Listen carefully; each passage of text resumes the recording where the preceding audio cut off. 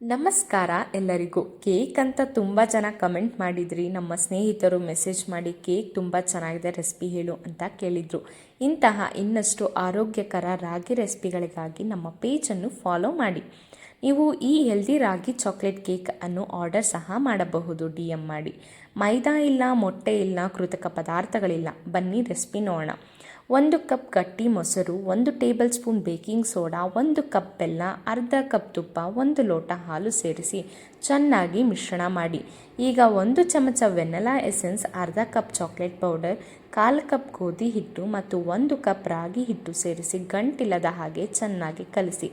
ಈ ಮಿಶ್ರಣವನ್ನು ಕೇಕ್ ಟಿನ್ಗೆ ಹಾಕಿ ಓವನ್ನಲ್ಲಿ ಬೇಯಿಸಿ.